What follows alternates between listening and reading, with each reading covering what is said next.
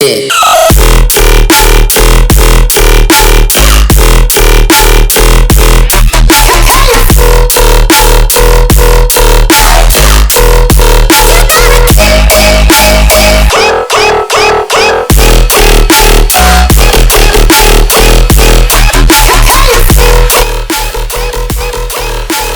Guys, तो आज का हमारा वर्कआउट शेड्यूल है कोर ट्रेनिंग के बारे में। एब्स एक्सरसाइजेस के बारे में हम डिस्कस करेंगे डिटेल में। तो जितना भी हम एब्स का एक्सरसाइज करते हैं उसमें कुछ पर्टिकुलर मसल्स का इन्वॉल्वमेंट होता है। जैसे आपका ये जो वर्टिकल मसल्स हैं, रेक्टस एब्डोमिनल, फिर उसके बाद में आपका साइड वाला ओब्लिक्स है, ओके, फिर ऐसा टेंजेंट वाला ओब्लिक है, इंटरनल और एक्सटर्नल दोनों ओब्लिक्स, फिर उसके नीचे एक ट्रांसवर्सस एब्डोमिनल, ओके।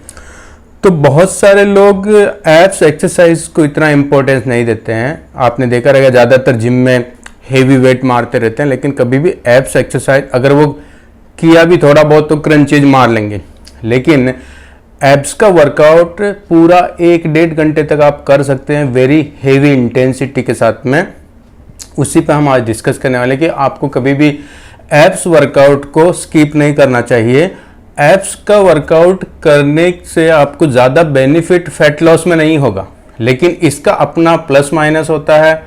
तो एब्स का जो ये वाला एरिया है, आपने देखा रहेगा पूरी बॉडी में जितने भी मसल्स है, आपका पूरा स्केलेटल है, जितनी भी बोन्स हैं, बोन के ऊपर एक लेयर होता है मसल्स का, और वही आपके जॉइंट में मूवमेंट कराता है।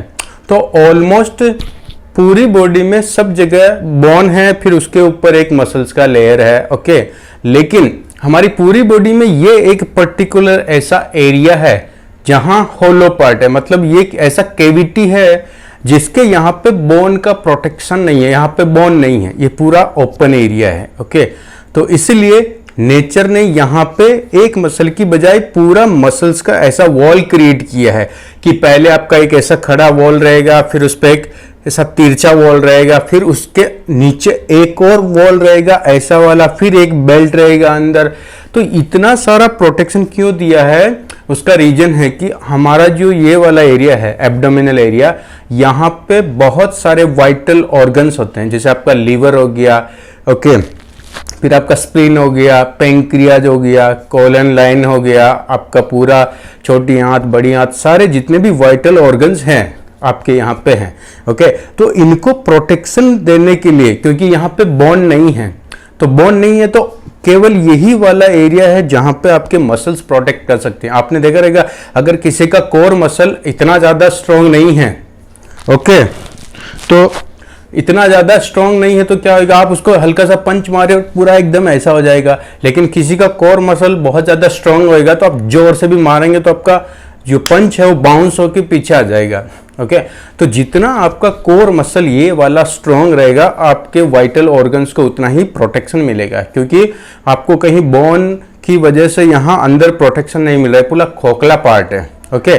तो इसीलिए एब्स का वर्कआउट बहुत ज़रूरी है। और दूसरा इंपॉर्टेंट पॉइंट है कि जब भी आप हेवी वर्कआउट कर रहे हैं, चाहे आपका लेग्स का हो गया, पुलिंग, पुशिंग, जितने भी स्ट्रक्चरल मूवमेंट है, डेड लिफ्ट हो गया, श्रक्स हो गया, ओके, फिर आपका स्क्वाट हो गया, ओवरहेड प्रेस, मिलिट्री प्रेस हो गया, तो ये इन सारे हेवी वेट्स को लेके जब आप परफॉर्म करते हैं तो कितना बैलेंस कर पाएंगे, कितना अच्छे से परफॉर्म करेंगे, ये आपका कोर मसल के ऊपर डिपेंड करता है कि आपका कोर कितना स्ट्रांग है। क्योंकि ये जब तक स्ट्रांग नहीं रहेगा, आपको पूरा खड़ा होने में, जब आप परफॉर्म कर रहे हैं खड़े होके, तो ये इसकी वजह से आप प्रॉपर वेट को लेके परफॉर्म करें, नहीं तो कोलैप्स हो जाएगा। क्योंकि अगर आपका जो समझो ये पेड़ है, इसका ये जो तना वाला पार्ट है, ये ही मजबूत है, खोखला रहेगा, तो फिर पूरा जो पेड़ का ब्रांच है वो कैसे स्टेबल होएगा। तो कहने का मतलब ये कि कोर मसल को आपको बहुत ज़्यादा इंपॉर्टेंस देना है और अच्छे से इसको ट्रेन करना है। पूरा 1 घंटा इसको वर्कआउट शेड्यूल, जैसे आप दूसरा वर्कआउट करते हैं chest, shoulder, tricep, back, bicep, legs का, वैसे ही एक सेपरेट डे आपको एब्स के एक्सरसाइज के लिए देना है। उसमें मेन एक्सरसाइज जो होता है, जैसे आपका फॉरवर्ड क्रंच हो गया, फिर रिवर्स क्रंच हो गया, फिर उसके बाद में आपका प्लैंक हो गया, ट्विस्टिंग हो गया, ये वाला रोटेशन हम करते हैं मशीन पे जो आपके इंटरनल ऑब्लिक के लिए होता है, फिर प्लैंक का दोनों साइड भी करते हैं। तो ऐसा करके 4-5 ऐसी एक्सरसाइज जो आपके सारे मसल्स को कवर करता है, लो इंटेंसिटी से लेके हाई इंटेंसिटी तक। बहुत सारे लोग देखा रहेगा आपने, जब क्रंचेज करते तो 100 क्रंचेज मारते हैं, 150 क्रंचेज मार लेते हैं। क्यों ऐसा? क्योंकि वो इंटेंसिटी का उनको इतना पता नहीं रहता है कि आप इसको हेवी इंटेंसिटी के साथ भी वर्कआउट कर सकते हैं इसका। आप सोचिए ना, जितने भी बॉडी के अंदर मसल्स हैं, चाहे वो लेग्स का मसल, कोई भी स्केलेटल मसल रहेगा, सारे मसल्स का स्ट्रक्चर ऑलमोस्ट सेम रहता है। तो जब सेम स्ट्रक्चर है, सेम फंक्शन है, तो इसके साथ ऐसा भेदभाव क्यों? जब आप हेवी ट्रेनिंग कर रहे हैं चेस्ट का और लेग्स का, तब भी आपने बराबर 5 रिपीटिशन 2 रिपीटिशन मैक्स के साथ में आपने उसको अच्छे से ट्रेन किया, बहुत ही हाई इंटेंसिटी के साथ। और जब एब्स की बारी आती है तो हम लोग इतना लाइट इंटेंसिटी के साथ, क्योंकि आप 100 क्रंचेज इसलिए मार पा रहे हैं क्योंकि वो इतना लाइट इंटेंसिटी है। तो आपको क्या करना है, जैसा हेवी मसल्स को आपने ट्रेनिंग किया है 5 रिपीटिशन या 10 रिपीटिशन जो भी आपके प्रोग्राम में था, उसी हिसाब से इसको भी इंटेंसिटी के साथ ट्रेन करना है। आपको सिर्फ इतना पता होना चाहिए कि जब आप समझो फ्लोर पे रह के आप क्रंचेज मार रहे हैं ऐसे लेट के, और अगर आप 10 रिपीटिशन से ज़्यादा मार पा रहे हैं, इसका मतलब ये एक्सरसाइज आपके लिए एकदम लेस इफेक्टिव और एकदम लो इंटेंसिटी वाला है। तो आपको क्या करना है, ज़्यादा रिपीटिशन नहीं मारना है, इसका इंटेंसिटी बढ़ाना है। ओके, इंटेंसिटी कैसे बढ़ाते हैं उस पर भी हम डिस्कस करने वाले हैं। तो ये अपना एब्स का जो आज का पहला एक्सरसाइज हम करने वाले हैं वो है क्रंचेज। ओके, तो हम पोजीशन कैसा रहेगा इस पे, आपको ऐसा सीधा लेट जाना है और ये पैर सीधा है। अभी आपको क्या करना, पैर को इतना सा फोल्ड करना है 30 डिग्री के लगभग, बहुत ज्यादा क्लोज नहीं करना है कि आप उठ नहीं पा रहे हैं। ओके, बहुत ज्यादा वाइड नहीं करना है। ओके, ऐसा न्यूट्रल रखना है, दोनों पैर को एकदम चिपकाना नहीं, थोड़ा सा आप गैप रख सकते हैं क्योंकि चिपकाएंगे तो ये आपका ओपन हो जाएगा घुटने वाला पोर्शन। तो आपको क्या करना है, इतना सा वाइड रखना और यहाँ पे कोई भी चीज एंकरिंग के लिए रखना। अगर आपका पार्टनर है आपके साथ तो आपको क्या करना है, उसको बोलना है कि पैर पे खड़े हो जाए, और बहुत ज्यादा वजन नहीं देना कि आपको उधर प्रॉब्लम उधर पेन होने लगे तो भी परफॉर्मेंस प्रॉपर नहीं रहेगा। तो आपको बोलना है कि लाइट इतना सा वजन डालें कि आप प्रॉपर कर पाए और कंफर्टेबल हो। ओके, तो अभी जैसे मैं ये करने के लिए थोड़ा सा इसका हेल्प ले रहा हूं एंकरिंग के लिए। जैसे कोई भी ऑब्जेक्ट रहेगा तो आप उसके नीचे सा पैर फंसा सकते हैं। ओके, तो इससे क्या होगा, स्टेबिलिटी मिलेगा। अब ये मैं स्टार्ट करने वाला हूं। हाथ को ऐसा इंटरलॉक करके सर के पीछे रखना है। ओके, और एल्बो को क्लोज रखना है। ओके, और जब ऊपर उठेगी तो नेक को जर्क नहीं करना, नेक वाले पोर्शन को खींचना नहीं है। आपका यहाँ पे मेन टारगेट ऊपर आने के लिए मेन टारगेट क्या होना चाहिए कि आपका टोर्सो को ऊपर की तरफ लाना है, आपकी नेक को खींचना नहीं है। क्योंकि बहुत ज्यादा हम जब नेक को पुल करते हैं तो नेक में प्रॉब्लम हो सकता है, नेक में इंजरी के चांसेस हैं, पेन होने लगेगा अननेसेसरी। तो आपको क्या ना, ये जो चिन्ह है इसको एक जगह फिक्स रखना। समझो अगर यहाँ पे आपने ये किया है, अब जब खींच रहे तो ये पूरा ये नहीं हिलना चाहिए। कभी कभी क्या होता है, हम लोग ऐसा क्रंच मारते हैं, नेक पूरा हिल रहा है लेकिन टोर्सो उठ नहीं रहा, तो हमको लगता है कि हम क्रंचेज करें पर एक्चुअली नेक का फ्लेक्शन हो रहा है। ओके, तो पहली चीज ये ध्यान रखेंगे, नेक का फिक्स रखना है, ये वाला गैप इतना सा। ओके, अब यहां से उठना है तो एल्बो को क्लोज रखना है। ओके, तो एल्बो क्लोज करने के 2 फायदे हैं। एक तो ये कि आपका पूरा बॉडी जो है ना एक यूनिट में काम करेगा, मतलब ये आपका मिड लाइन है तो आपका लिम्ब एकदम जितना मिड लाइन के पास में आएगा उतना ही बॉडी टाइट हो जाएगा, रिजिड हो जाएगा, तो अच्छे से परफॉर्म होगा, आप सारा स्ट्रेंथ यूज कर सकते हैं। दूसरा क्या है, जब भी आप हाथ को ऐसा रखते हैं पीछे की तरफ, आपने देखा है बहुत सारे लोग एब्स करते हैं तो ऐसा रखते हैं, तो जब आप हाथ को ऐसा करते हैं, ओके, ऐसा करते हैं तो देखिए आप पीछे की तरफ आपके स्पाइन में सब पिंचिंग हो रहा है। देखिए जैसे ही मैं यहां पे ऐसा करता हूं पीछे की तरफ पिंच हो रहा है यहां पे, लेकिन अब मैं आगे किया हूं तो देखो पीछे से पिंच नहीं हो रहा, न्यूट्रल हो गया स्पाइन। तो कभी कभी क्या होता है, जब आप ऐसा हाथ करते हैं तो पीछे आपका स्पाइन वर्टिब्रे है वो ऐसा दबा हुआ रहता है, और उस पोजीशन में जब आप ऐसा मूवमेंट करें तो उसमें प्रॉब्लम हो सकता है। इसलिए आपको एल्बो को दोनों को मिला के रखना है पास में, उससे क्या होगा, एक तो पिंचिंग नहीं होगा, पीछे न्यूट्रल रहेगा आपका स्पाइन का वर्टिब्रल कॉलम, और आगे दोनों हाथ पास में रहेंगे तो आपको रिजिडिटी मिलेगा, बॉडी में टाइटनेस रहेगा। उसके अलावा क्या है, जब आप ऐसा रखते तो स्विंगिंग मूवमेंट से आपको हेल्प मिलता है, तो वो भी एक तरह का चीटिंग हो गया, तो उसको भी आप अवॉइड कर सकते हैं। और दूसरा, जितना ये क्लोज रहेगा ना, आपके लिम्ब का भी वजन यहां पे रहेगा। अगर मैं ऐसा ओपन रखता हूँ, वाइड रखता हूँ, तो लिम्ब का वजन प्रॉपर नहीं आएगा, लेकिन यहाँ पे रखता हूँ तो आपके लिम्ब का वजन की वजह से भी एक इंटेंसिटी में आपको हेल्प मिलेगा कि ज्यादा इंटेंसिटी हो रहा है। ओके, तो अभी हम 2-4 रिपीटेशन करके देखते हैं। तो ये अपना पोजीशन है। ओके, और ये यहां से स्टार्ट करता हूं। अब इसमें क्या ना, ब्रीदिंग नॉर्मल रखना है। तो हम जितने भी एक्सरसाइज अब तक सीखे हैं या ज्यादातर जो भी एक्सरसाइज करते हैं उसमें एक पर्टिकुलर ब्रीदिंग पैटर्न होता है, वल्सलवा मैन्युअल करके। तो पहले आपको श्वास लेना है, इनहेल करके ब्लॉक करना है हवा को, फिर रिपीटेशन खत्म करना और फिर उसी स्टार्टिंग पॉइंट पर वापस एक्सेल करना, फिर से श्वास लेना है और फिर आपको रिपीटेशन खत्म करना और फिर एक्सेल करना।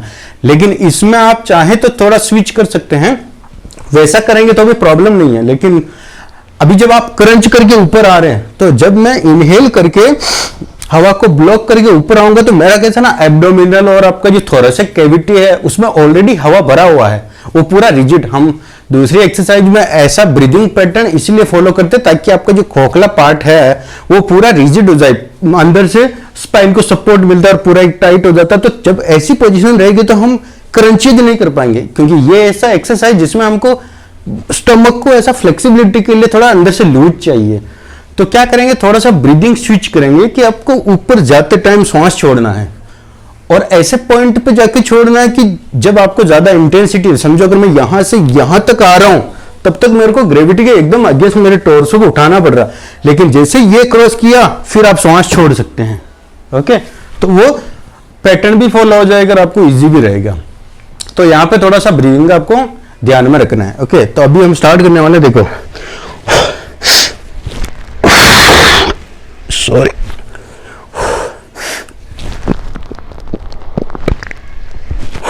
ओके, अभी ये एंकरिंग के लिए थोड़ा ज्यादा हेवी नहीं है इसलिए उठ रहा है मेरे इसमें जब मैं कर रहा हूं तो उस पर कुछ वजन रखना पड़ेगा मेरे को, या फिर कोई और ऑब्जेक्ट देखना पड़ेगा। तो हमारा 2 रिपीटेशन मार के सिर्फ आपको ये बताने का था आइडिया कि कैसे हम क्रंचेज करते हैं। ओके, अब इसमें क्या क्या चीज ध्यान में रखना है जब भी आप एक क्रंचेज कर रहे हैं।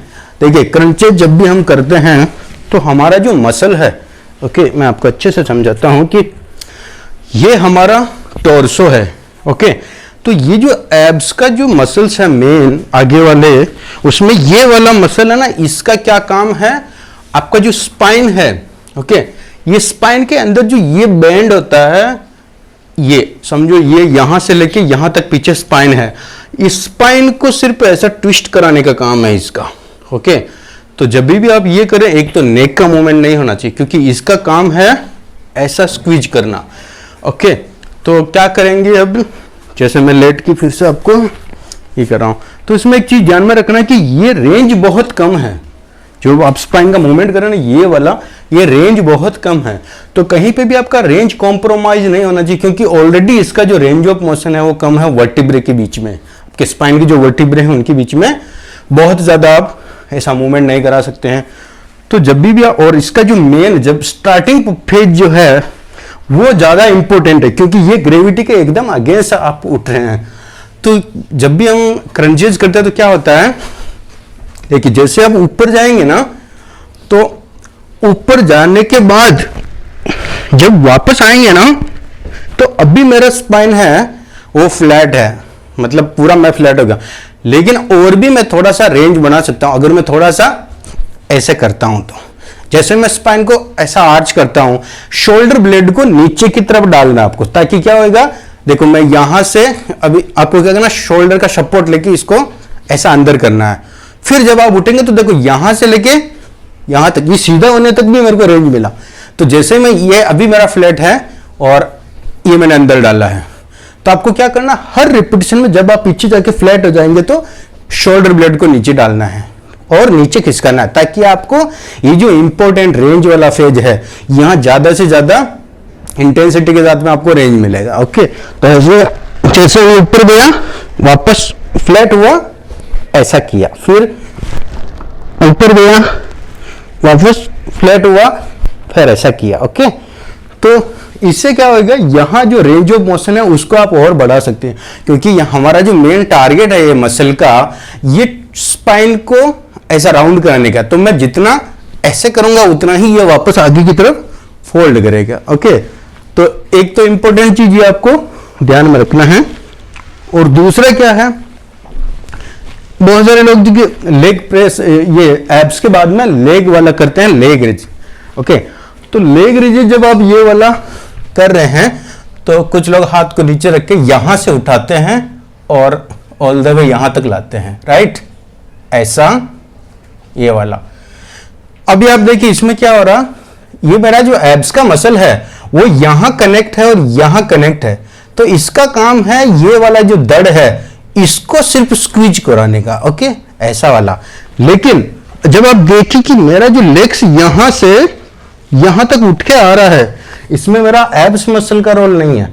अभी यहां पे जो प्राइमरीली जो मेन फंक्शनिंग हो रहा है, जो मसल काम कर रहा है इस लेग्स को ऊपर उठाने में, वो है हिप का फ्लेक्सर ग्रुप, इलियस, और ये 4 मसल जो है क्वाड्रिसेप के बड़े मसल थाइस के, उसका एक मसल बाय आर्टिकुलेट है, तो वो क्या करता है, वो यहां से क्रॉस होकर यहां तक क्रॉस होता है, तो ये इधर घुटने को भी ऐसे खोलता है और ये हिप को ऐसा फ्लेक्शन कराता है। ओके, तो हिप फ्लेक्सर ग्रुप और प्लस ये एक लेग का मसल जो है, ये मिलके इस लेग को यहां से लेके यहां तक ला रहे हैं। इसका मतलब क्या है कि जब तक आप यहां से लेके यहां तक ऊपर उठाते हैं दोनों लेग्स को, तब तक आपका ये कोर मसल जो है एब्स वाला, रेक्टस आगे वाला, ये अभी तक एक्टिवेट नहीं हुआ है। ओके, क्योंकि इसका क्या फंक्शन है, आपकी ये हिप को ऐसा ट्विस्ट कराने का, लेग्स को यहां से यहां उठाने में इसका इतना बड़ा योगदान नहीं है। तो आपको क्या करना है, लेग रेज के लिए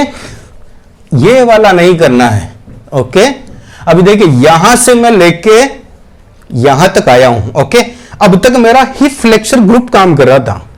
अब यहां के बाद में क्योंकि हिप और आगे फ्लेक्स नहीं कर सकता, अभी देखिए जैसे ही मैं यहां लेके आता हूं अभी मेरा हिप उठ रहा है, राइट, और मेरा जो मेन मसल्स है एब्स का, उसका काम ही यही है कि ये पोर्शन को ऐसा बटक को ट्विस्ट कराने का। तो अब एक्चुअल में ये यहां से फंक्शन इसका स्टार्ट होएगा। तो मैं जैसे ही लेग्स यहां से ये करता हूं, देखो अब जाके मेरा एब्स पे मसल पे जो है लोड आ रहा। तो ऐसा क्यों हो रहा है, क्योंकि यहां से लेके यहां तक तो आपका दूसरा मसल काम कर रहा था, हिप फ्लेक्सर वाला, और यहां के बाद में ये एब्स वाला मसल काम करने लगा, राइट। तो जब भी आप एब्स कर रहे हैं तो लेग रेजेज में नीचे से लेके यहां तक का पॉइंट है, इसमें आपका रेंज में एब्स को नहीं मिलेगा। तो आपको क्या करना, लेग्स को यहां तक रखना है, ये आपका स्टार्टिंग पॉइंट होगा। फिर यहां से ट्विस्ट कराना जिसमें आपका टोर्सो उठेगा। जैसा कि मैंने बताया कि आपका जब आप रिवर्स क्रंच कर रहे हैं, लेग रेजेस कर रहे हैं, तो आपका स्टार्टिंग पॉइंट ये नहीं होना चाहिए। ओके, स्टार्टिंग पॉइंट होना चाहिए ये वाला, और यहां से 1 2 3।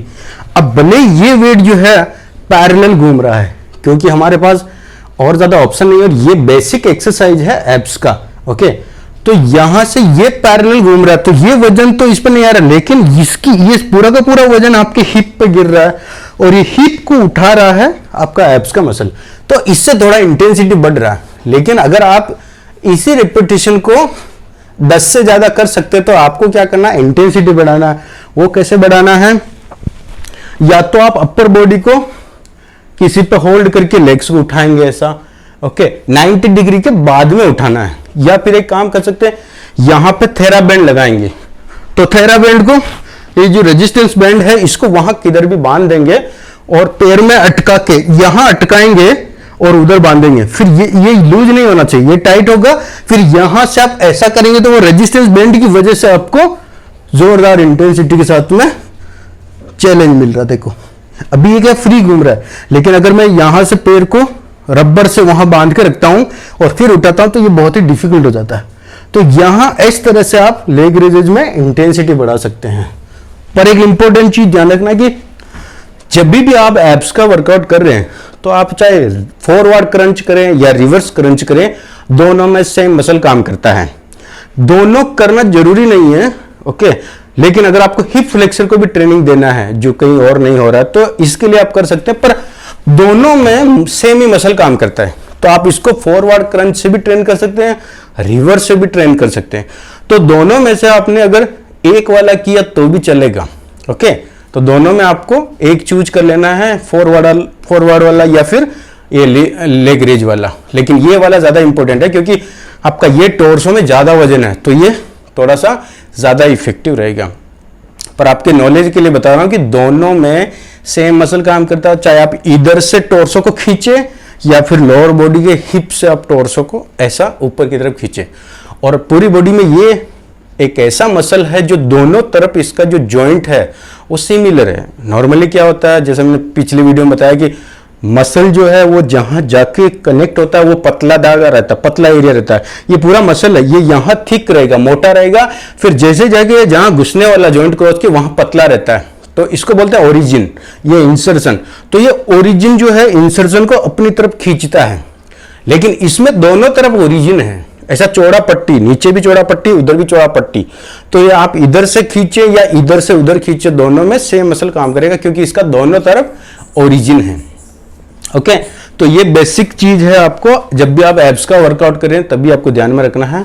और इधर से अगर आपको इंटेंसिटी बढ़ाना है तो क्या करना होगा, आपको एंगल जो है टोर्सो का एंगल नीचे करना होगा। ओके, ये फ्लैट है, यहां पे अगर आप 10 रिपीटेशन मार पा रहे इजीली तो क्या करना है, दो ऑप्शन है, या तो आप पीछे की तरफ, ये जो रबर बैंड है, ये थेरा बैंड है, इसको क्या करेंगे आप पीछे की तरफ है ना किसी में अटका देंगे। ओके, ऐसा पीछे अटका देंगे और इसको ना नीचे निकालेंगे, ऐसा ऐसा पकड़ लेंगे। ओके, ऐसा पकड़ लेंगे और ये पीछे अटका रहेगा, तो जब आप उठने की कोशिश करेंगे तो रबर बैंड आपको पीछे खींचेगा। तो एक तो ये तरीका है, आप घर पे अगर कर रहे हैं तो इससे इंटेंसिटी बढ़ा सकते हैं। दूसरा, या फिर आप वेट ले सकते हैं, पर ये वेट यहां लेके जब आप उठने की कोशिश करते हैं तो थोड़ा अनकंफर्टेबल रहता है। आपका थोरोसिक वाला जो एरिया है, ऊपर वाला स्पाइन, इसमें कभी कभी पेन होता है, जो मैंने एक्सपीरियंस किया है। या फिर आप जैसे डिक्लाइन बेंच, अगर आप जिम में करें तो सबसे बेस्ट ऑप्शन है डिक्लाइन बेंच।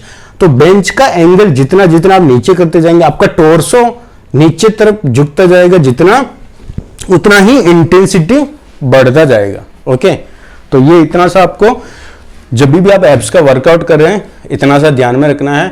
और एब्स का वर्कआउट को जब आप प्लेस कर रहे हैं तो आप ऐसी जगह प्लेस करिए कि आपका लेग्स का वर्कआउट हो चुका हो, क्योंकि लेग्स का वर्कआउट पूरे वीकली शेड्यूल में सबसे इंटेंस होता है। तो अगर आपने समझो आज आपने एब्स किया और उसके बाद आपका लेग्स का वर्कआउट का टर्न आने वाला है, तो आपके लिए लेग्स का वर्कआउट थोड़ा डिफिकल्ट होगा, क्योंकि जब भी आप स्ट्रक्चरल मूवमेंट करते हैं, पावर मूवमेंट करते हैं, स्पेशली लोअर बॉडी का, तो उसमें कोर मसल बहुत ज़्यादा इन्वॉल्व होता है। और अगर ये ऑलरेडी फटीग रहेगा, रिकवर नहीं हुआ प्रॉपर, तो क्या होगा, वहाँ आपको पाउंडेज में कॉम्प्रोमाइज होगा, ट्रेनिंग में कॉम्प्रोमाइज होगा, क्योंकि ये अभी हील नहीं हुआ है।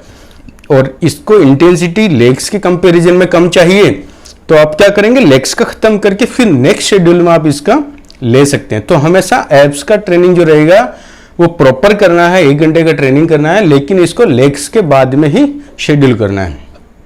एक और कंफ्यूजन था कि कुछ लोगों को 4 एब्स दिखता है, किसी को 6 दिखता है, किसी को 8 दिखता है, तो बहुत लोगों का कंफ्यूजन रहता है कि ऐसा क्यों होता है। ओके, और दूसरा ये कि किसी का एब्स बहुत बड़ा बड़ा रहता है, किसी का छोटा छोटा रहता है, किसी का बहुत मोटा, तो इसका रीजन क्या। तो दोनों के अंदर क्या है, सबकी बॉडी में एब्स होता है, ये वाला मसल सबकी बॉडी में होता है। अब ये कितना दिखेगा, किसी का एब्स दिखते किसी का नहीं दिखता है, तो उसका रीजन ये नहीं कि किसी का एब्स हो, अगर किसी का एब्स नहीं दिख रहा है इसका मतलब ये नहीं कि उसके पास एब्स नहीं है, उसके एब्स का मसल होता है, लेकिन उनकी बॉडी में फैट परसेंटेज बहुत ज्यादा होता है, जिसकी वजह से ये विजुलाइज नहीं होता, दिखता नहीं है, एक्सपोज नहीं होता है। तो सबकी बॉडी में एब्स होता है, लेकिन जिसका फैट परसेंटेज जितना कम होएगा उतना ही वो एक्सपोज होता जाएगा, उतना ही विजुअलाइजेशन उसका बढ़ता जाएगा और धीरे धीरे दिखा। अब कुछ लोग बोलते हैं कि किसी का ऊपर का एब्स दिखता है, नीचे का नहीं दिखता है, तो क्या होता है, हमारी बॉडी में ये जो लोअर एब्डोमिनल वाला एरिया है, ये एक तरह से फैट सेल स्टोरेज साइट है। ये एक ऐसा बेल्ट है जहां सबसे ज्यादा फैट स्टोर करने वाले सेल होते हैं। तो यहाँ सबसे ज्यादा सेल्स का एक पूरा लेयर है जो फैट को स्टोर करता है, मतलब सबसे ज्यादा फैट का जो लेयर है वो नीचे लोअर एब्डोमेन। तो वहां पे भी एब्स तो रहेगा, लेकिन क्योंकि वहां नीचे की तरफ ज्यादा फैट जमा है तो वो सबसे लास्ट में दिखता है। जितना फैट परसेंटेज कम होता जाएगा उतना ऊपर से, और यहाँ पतला लेयर है, इतना ज्यादा नहीं है, तो सबसे पहले कहाँ एक्सपोज होगा, यहाँ पे। तो यहाँ से स्टार्ट होता है कि पहले आपका 2 एब्स दिखा, फिर 4 दिखा, फिर 6 दिखा। तो उसका रीजन क्या है, अगर किसी का कम दिख रहा है इसका मतलब उनका अभी भी फैट परसेंटेज कम करने की जरूरत है, तभी उनको पूरा का पूरा विजुलाइज होगा। ओके, और बड़ा या पतला, उसका रीजन क्या रहता है कि आप कोर मसल को डायरेक्टली ट्रेन कर रहे हैं या इनडायरेक्टली ट्रेन कर रहे हैं, ये उस पर डिपेंड करता है। समझो अगर कोई भी मेरी बॉडी में मसल्स है, मैं उसको डायरेक्टली हेवी इंटेंसिटी के साथ ट्रेनिंग नहीं कर रहा हूं, तो उसका थिकनेस नहीं बढ़ेगा, क्योंकि मसल ग्रोथ होएगा तभी तो उसका थिकनेस बढ़ेगा। तो मसल्स तो रहे, जितने भी बॉडी में मसल्स है वो सब रहते हैं वहां, उसको जितना काम देंगे उतना ही उसका ग्रोथ होएगा। तो किसी के एब्स अगर पतले दिख रहे हैं, छोटे छोटे दिख, इसका मतलब उन्होंने कोर ट्रेनिंग पे इतना ध्यान नहीं दिया है। ओके, बाकी वर्कआउट में पूरा ध्यान दिया लेकिन कोर मसल्स को इतना ट्रेन नहीं किया है। ओके, तो ये एक रीजन हो सकता है कि किसी का बड़ा थिक दिखता है और किसी का पतला या नहीं दिखता है। तो उसका रीजन है कि आप इसको एक्टिवली कितना ट्रेन कर रहे हैं। जैसे दूसरे वर्कआउट में आप जैसे लेग स्कोर, पुलिंग, पुशिंग को जितना हेवी इंटेंसिटी के साथ ट्रेन करें उतना ही इसका होना चाहिए। अगर आप वहां 5 रिपीटेशन मैक्सिमम वाला है, 2 रिपीटेशन मैक्सिमम वाला अगर आप स्क्वाट मार रहे हैं, तो आप ऐसा इंटेंसिटी एब्स में देखिए जहां आप 2-3 रिपीटेशन मारना भी आपके लिए मुश्किल हो जाए। अगर समझो आप डिक्लाइन बेंच पे पूरा लेट के भी आप प्रॉपर फॉर्म में अगर आप 5 रिपीटेशन मार पा रहे हैं, इसका मतलब आपको और इंटेंसिटी बढ़ाने की जरूरत है। क्या करेंगे आप? हैंगिंग क्रंचेज करेंगे, जहां पैर उल्टा लटका के फिर नीचे से पूरा बॉडी ऊपर जाता है। तो ये इतना इंटेंस रहता है कि 2-3 भी मुश्किल से होता है किसी किसी के लिए। तो इस तरह से आप इंटेंसिटी बढ़ाएंगे तो आपका जो थिकनेस है, वॉल्यूम जो वो वॉल्यूम दिखेगा अच्छे से। और दूसरा पॉइंट जो मैं बताया था कि किसी का 4 दिखता है, किसी का 6 दिखता है, किसी का 8 एब्स होता है। अगर उनका फैट परसेंटेज एकदम कम होएगा तो भी उनका एब्स है ना, किसी का 6 दिखता है और किसी का ऊपर दिखता है, नीचे। किसी का लाइन प्रॉपर कैसा रहता है? 2 एब्स इधर, 2 एब्स इधर, 2 एब्स इधर। तो उनका प्रॉपर एकदम उसका जो स्ट्रक्चर है वो पैरेलल होता है। लेकिन किसी किसी का ऊपर नीचे ऐसा, यहाँ ये है फिर यहाँ ये। उसका रीजन क्या है? यहाँ पे जो कनेक्टिव टिश्यू है लाइनियर वाला, ओके, तो ये लाइनियर वाला जो टिश्यू है ये जेनेटिक होता है। इसमें आपका कोई भी हाथ नहीं होता कि आप जैसा चाहें उसको सेट कर सकते कि लाइन में आना चाहिए और किसी का 6 किसी का 8 तो उसका 8 हो जाएगा। ज्यादा ट्रेनिंग करेगा तो ऐसा नहीं होता। अगर वो जो लाइन है, वो जो डिफाइन करने वाला लाइन है, जो कनेक्टिव टिश्यू है जो उसको डिस्ट्रीब्यूट करता है, उसको कनेक्ट, मतलब जो पूरा का पूरा मसल है उसको जो कनेक्टिव टिश्यू ऐसा लाइन में डालता है, वो जिसका जेनेटिकली जितना रहेगा वो उतने ही हिसाब से उसके एब्स विजुलाइज होंगे। ओके, तो ये मसल्स तो पूरा एक लंबा रहता है लेकिन उसका डिवीजन कितना होगा ये जेनेटिकली डिपेंड करता है। जिसका जीन्स अच्छा रहेगा और उसके जीन्स में वैसा रहेगा तो वो पैटर्न दिखेगा। और किसी का ऊपर नीचे, इसका मतलब उसका लाइन जो है ना वो लाइन ही ऑलरेडी ऊपर नीचे है जेनेटिकली। तो ये आपका कंफ्यूजन दूर हो गया कि अब किसी का एब्स छोटा दिखता, किसी का बड़ा दिखता, किसी का ऊपर दिखता, किसी का नीचे दिखता, किसी का 6 दिखता, किसी का 4 दिखता, किसी का 2 ही दिखता है, किसी का 8 दिखता। तो ये सारा जो रीजन है उसका मैंने आपको अच्छे से एक्सप्लेन किया है। ओके, और ये एब्स का पहला एक्सरसाइज है। जब भी आप एब्स का शेड्यूल बनाएंगे तो उसमें ये पहला क्रंचीज वाला है। आप इधर से कर सकते हैं या इधर से भी कर सकते हैं, दोनों भी कर सकते हैं, आपके ऊपर है कितना इंटेंसिटी के साथ करेंगे। ये आपके वर्कआउट के इंटेंसिटी लेवल पर डिपेंड करता है कि आप कितने टाइम से वर्कआउट कर रहे हैं और आपका कोर मसल कितना स्ट्रांग है। ओके, तो इससे रिलेटेड अब इसमें और भी होता है, जैसे आप ऑब्लिक्स को कैसे ट्रेन करते हैं और कोर मसल में जैसे वो बेल्ट हो गया ट्रांसवर्सस बेल्ट, उसको कैसे ट्रेन करते हैं। तो हमने प्लैंक के ऊपर एक वीडियो बनाया था, पूरा वीडियो आप देखिए, उससे आप समझ जाएंगे कि जो लास्ट वाला मसल है जो नेचुरल बेल्ट का काम करता है उसको कैसे ट्रेन करते हैं, वो कैसे काम करता है। ओके, तो हम आप वो वीडियो देखेंगे तो उसको समझ में आ जाएगा। बाकी इसका 2 ये हो गया, 1-2 जो अभी बचा है, जैसे ट्विस्टिंग वाला बचा है और साइड वाला बचा है, ऑब्लिकली साइड के लिए जिसको हम बोलते हैं। इसका हम आगे आने वाले टाइम में और वीडियो बनाएंगे। अभी इस एब्स के एक्सरसाइज से रिलेटेड आपको कोई भी कंफ्यूजन रहेगा तो आप मेरे को कमेंट बॉक्स में बताएं, फिर हम और डिस्कस डिटेल करेंगे। ओके, ये वीडियो देखने के लिए थैंक यू सो मच। और एक विशेष बात आप ध्यान में रखिए कि हमारा जो चैनल है, यूट्यूब चैनल, ये सिर्फ इन्फॉर्मेशन के पर्पज से है। हम किसी को भी स्पेशली एडवाइस नहीं देते हैं हेल्थ केयर की। ओके, अगर उनको अपना लाइफस्टाइल चेंज करना है या मेडिकेशन चेंज करना है तो प्लीज़ अपने सर्विस प्रोवाइडर, जो भी आपका टेक केयर करने वाला हेल्थ सर्विस प्रोवाइडर, आप उनसे कांटेक्ट करके उनसे डिस्कशन करके उसके बाद ही अपना मेडिकेशन या लाइफस्टाइल चेंज करें। Thank you so much guys.